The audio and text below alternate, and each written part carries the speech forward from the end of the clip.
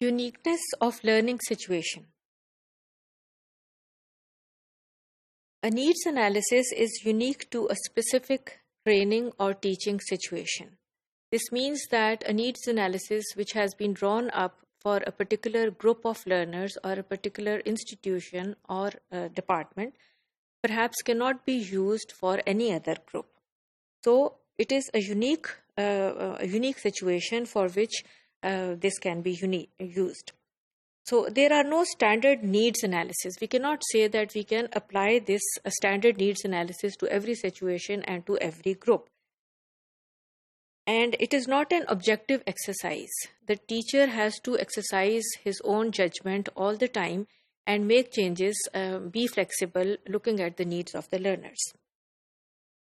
A needs analysis is a vague term, meaning that it means different things for different people.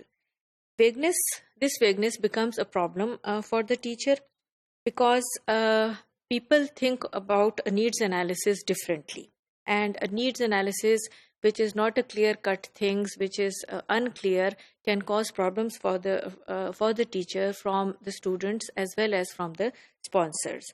So the thing is that the teacher has to be realistic about it, and while explaining the needs analysis to the students and the sponsors, and not make any promises about what the needs analysis will do or will not do, particularly in reference to language, what a language can achieve or what it cannot achieve. And then the teacher should try to avoid jargon of the ELT field.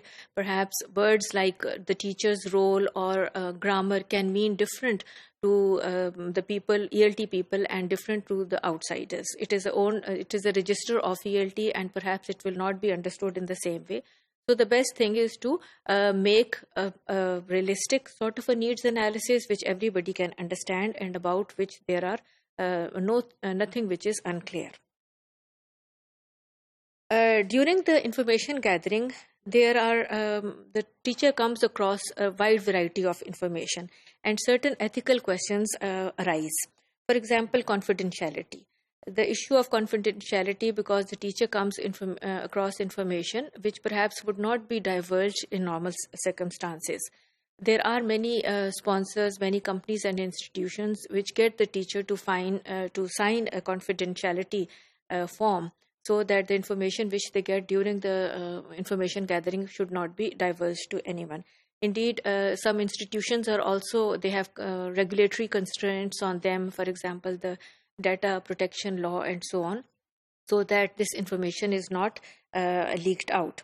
Then another matter is the consent, whether consent is taken from the informants. This consent has to be informed. The participants of the questionnaires and data collection participants should be informed about why they are giving this information. And then effects on careers. The questions like who is going to have access to this information, whether the heads of departments are going to be given this information about their employees, and whether the careers of these employees are going to be affected as a result of this. All of these questions need to be considered. So a needs analysis is rarely a clear-cut thing, and it doesn't end until the course is over. Okay, as we said before, that as the teacher interacts with the learners, he or she comes to know more and more about the needs of the learners. So the needs analysis is an ongoing process which keeps on going till the end of the course. It is something dynamic. It is not a static thing, and the teacher has to keep on revising it, looking at the current situation. So the needs analysis has to be flexible, and the components of the needs analysis should be seen in a cyclic fashion as informing the whole. They should not be seen as the components should not be seen in a linear fashion. They should be seen in a cyclic fashion, all of them informing the other component and modifying it. This image shows Dudley, Evan, and St. John's view of what a needs analysis should be.